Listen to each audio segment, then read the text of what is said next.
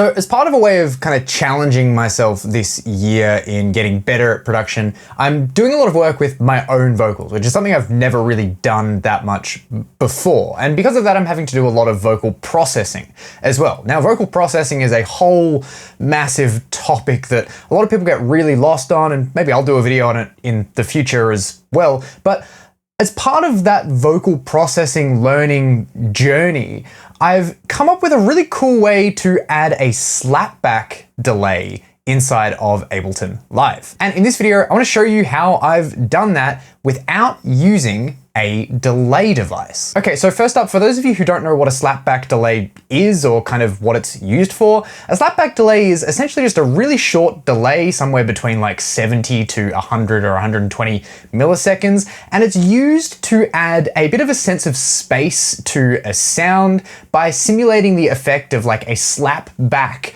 off of a wall or some kind of other surface of a room. And by adding this kind of simulation to a sound, we can give a sense of a sound being in a somewhat intimate space without the muddiness that's often created by a reverb. So typically a slapback is fairly easy to create. Here I've got a vocal, which is my own vocal from my most recent Weekly Bits track, and it sounds like this. It's completely dry currently.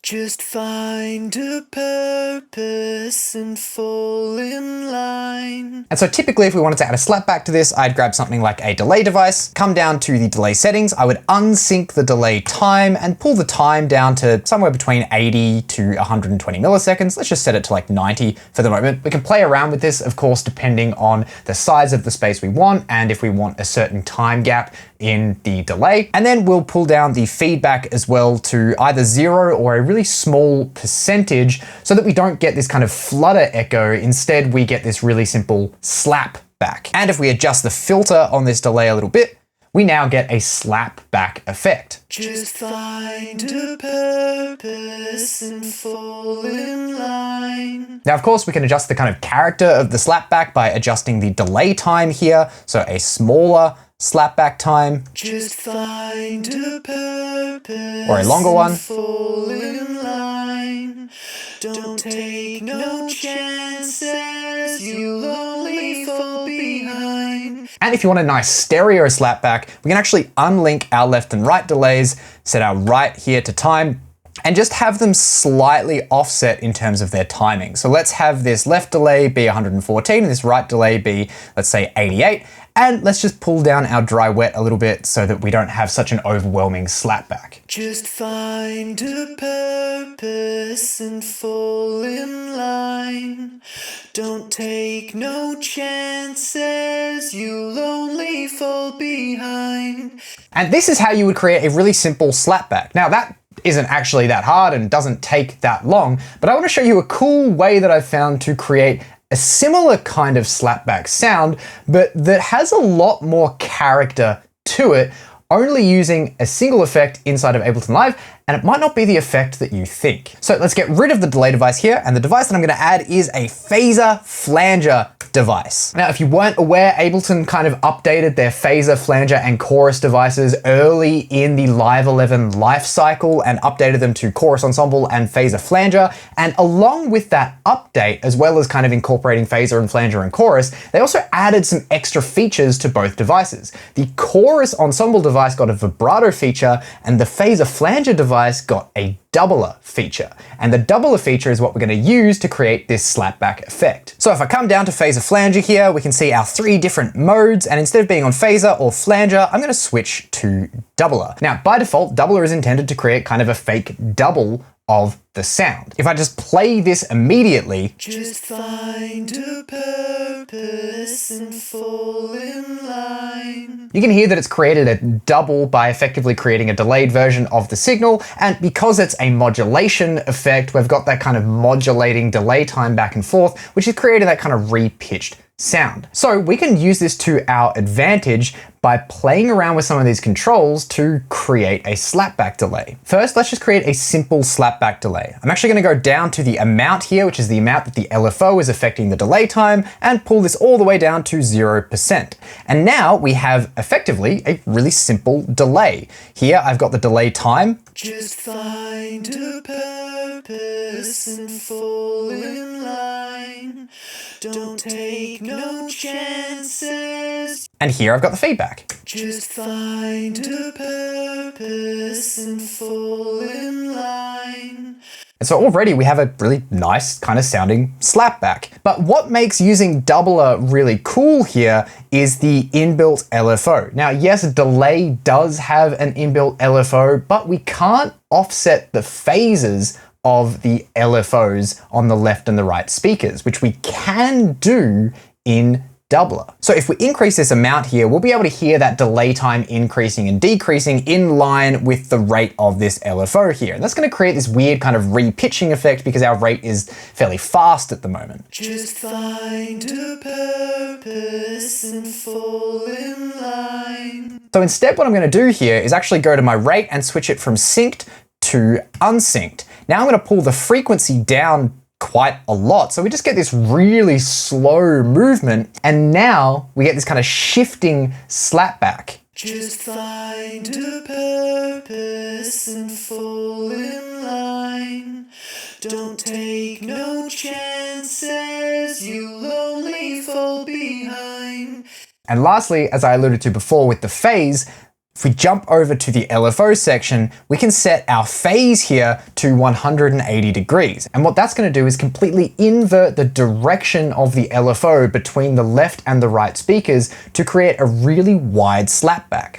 So let's set our phase here to 180 degrees. And now take a listen to what happens. Just find a purpose and fall in line.